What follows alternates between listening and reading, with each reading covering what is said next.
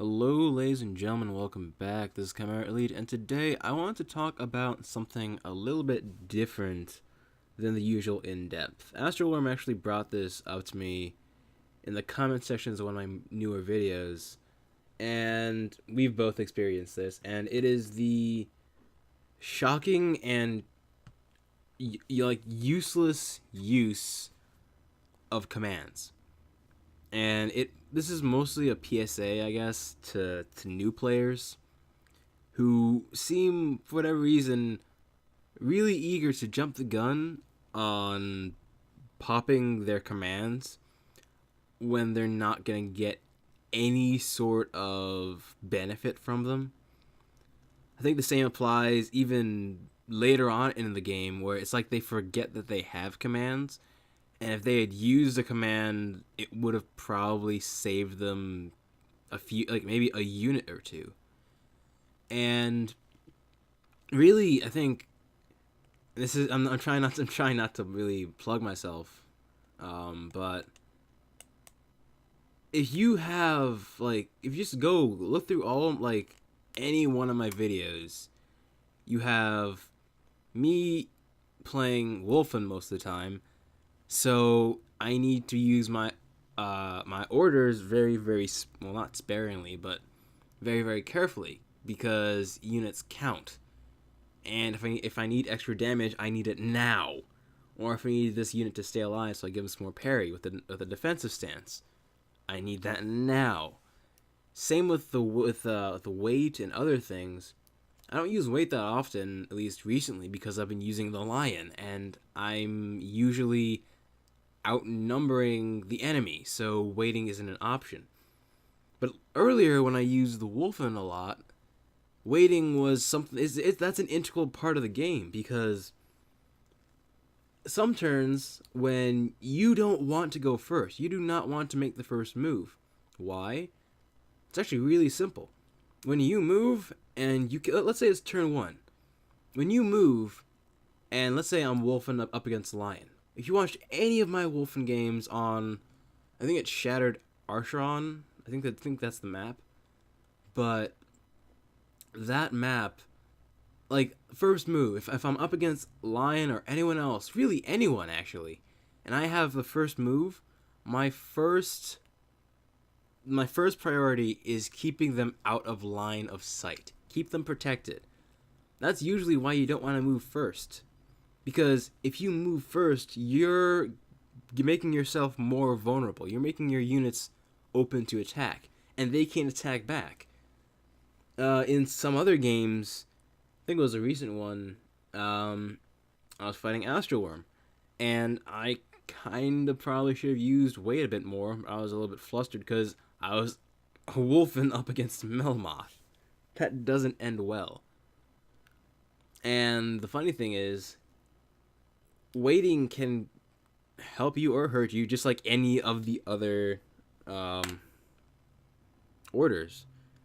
Because I've also seen people, again, preemptively pop their defensive stance, turn 1, up against my army, which if I'm going to hit you ranged with my Wolfen, is going to be a spell. Defensive stance does nothing against that.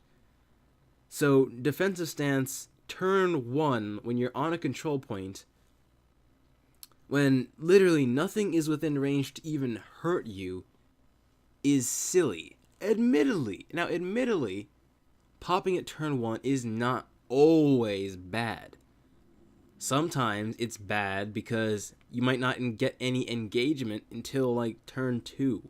In some extreme cases, even turn 3, because everyone's just kind of pussyfooting around, trying to not give up as much weaknesses and pick out whatever weaknesses they can of their enemy. In my case, as a Wolfen player, catch that one poor unit who's out in the open, rip him a new one, and run the fuck back out. Or at least start the assault there. And sometimes, in a really fast game, let's say it's Wolfen versus Wolfen, or in some other cases, if it's Lion versus Wolfen, you can have two tank guys, tier 2 swordsmen, I think, have the best parry. you can have those guys go in, have them sit there, pop a defensive stance on either one or two of them. They're hard to hit, and you get essentially a wall. And if you activate those guys last, they're going to have defensive stance for the majority of turn 1. Actually, yeah, no, yeah. If you pop them at the beginning of turn 1, run them up, pop defensive stance, have them sit there, they're going to be in defensive stance with a huge buff to all of their defenses for essentially 2 turns. For the rest of turn 1, and for the majority of turn 2 until you decide to activate them and take a swipe at whatever is nearest. And it's that, like, think when you play. Think and look at your options. You have a time limit, yes, but that time limit is 30 seconds. You have time to think. You have time to look around the battlefield and survey, okay, what's going on? What can I do to better the position of my units? I think the gameplay that I'm gonna put up, because I'm just doing this off the cuff, no gameplay, no nothing. What's going on is going on, and the gameplay I'm gonna put up is really just from really simple Lion versus Wolfen. And the thing about that is, this guy, even by the end of the match, doesn't use any of his orders. And keep in mind, he's a Wolfen. He is a Wolfen. And he doesn't use any of his orders. And admittedly, his hero gets killed about halfway through this. But even so, his hero gets killed at about the 9-minute mark. But that's beside the point. It's better, in my opinion, to use at least defensive stance, and depending what race you're using, either Tie of the Dead, Natural Selection, something like that, or Divine Favor, and burn that for some sort of buff to your army. Because if this guy had used any of his orders, he would have been better off. He probably still would have lost, yes,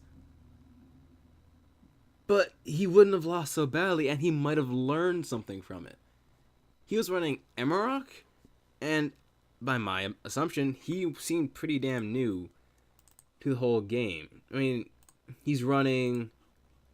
Oh, wow, he's actually running a very noob army. He's running Emerok, 3 tier 1 Wolfen Fang Warriors, and 1 tier 3, I think. And he has 2 crossbowmen. The crossbowman is an almost immediate signal to you that he is new to the game, because no Wolfen player, well, some Wolfen players might run 1 crossbowman, but running 2 is pretty unheard of. And this guy doesn't use any of his anything. Like, he just kind of runs in, does his thing, gets killed. He's got Emerok, which is he's a pretty good unit. I like him, but he doesn't use him well. And I think, along with the just simply the lack of, I guess, foresight in a way, and the lack of, what is it? The lack of information, the lack of knowledge. And if you think about it, if they had played through the majority of the if they played through the tutorial, they would have known about orders and everything that the game has to offer, and they could have gone into against AI, into training, And they could have gone in there and they could have actually honed the skills that they had. I mean, hell, this goes up to 750 AP. But it has different tiers you can mess around at. And I've completed all of these. Not just because they gave me money and renowned, which were nice, but because it gave me experience rather than having my ass completely handed to me. And I finished these a long time ago because I wanted to know and learn about the mechanics that the game had to offer. If you go into any game, like hell, if you go into a shooter, what's the first thing you do? You button check. What does this button do? Okay, what does this button do? And you go through and figure it out. But that's like if you're just thrown in. In Dogs of War, it's really difficult PvP. You can't really go in and button check and figure out, like you can. It's possible. But for the most part, it's wasting time reading each and every ability that goes off. I mean, I do it too to some extent, but I mostly already know what I want from each unit. I know their capabilities. And going into this game blind is insane. You need some sort of experience in the mechanics of the game. The tutorial gives you a good run over. Please, just play the tutorial. It takes like maybe 10-15 minutes. It's very short compared to some of the games you can play. Go through and play against the AI. I can't believe I'm saying this, but get good. Get good using the army that you have. Get some renowned.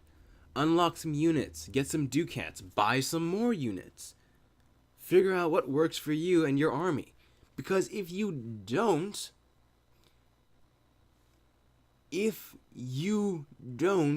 guess what's going to happen? You're going to run into people like me. You're going to run into people like Astral. Hell, you might even run into fucking Jackblood, who's ranked 1 on the leaderboards right now, or Death's Advocate. GG Astral for that 3rd place. He moving up in the world, and it's just insane to me to think that people would go into a game that's focus is strategy when it's this difficult and not only difficult but competitive, and not know about the game and how important everything that you're given is. Whether it's a weight, whether it's an offensive or defensive stance, you need to feel these things out before you just throw yourself in. This is not a shooter. You can try to go off of this on instinct. You might do okay if you're using the Wolfen, because you can just rush, just rush them down. If they're new. If they're an oldie player like Astral or some of the other guys, or hell, even me, you're not going to win. You need to figure out a way to approach this before going into the PvP, or you're going to run into one of the experienced players, get your ass handed to you, and you're not going to want to play anymore. And that's not what we're trying to do. What we're trying to do, and I'm sure this is what the devs want too, and they give you so many options, so when you do go into the tough battles, even against the vets, you have a chance. Not a good chance. Hell no. Not a good chance. But you have the knowledge at least to attempt it. And that's the biggest thing for me. Just go in, and if you can, take it slow. Learn when to use it, but also, whatever it is, use it. Please. Experiment. Just take your time, go through, experiment, find what you like. It doesn't cost anything to go in and try the different armies. They give you a decent, not a great, a decent army to start with. And go through and read what the later units can do. See what they're capable of. Because those units are going to shape what your army is going to become. And being able to go through and see what your army is going to be in the future is going to help you make a decision to just, and really a decision if you're going to stay or not. Because whether or not you're great at the game and you win all the time, I think what's more important, is it fun? And yeah, that's just my 2 cents on kind of the problem that is plaguing Dogs of War Online right now. Hope you guys enjoyed, and yeah, this was an interesting game, but this guy, Big Billy, may or may not want to go through the tutorial a few more times. Well, I'll see you guys around. Peace.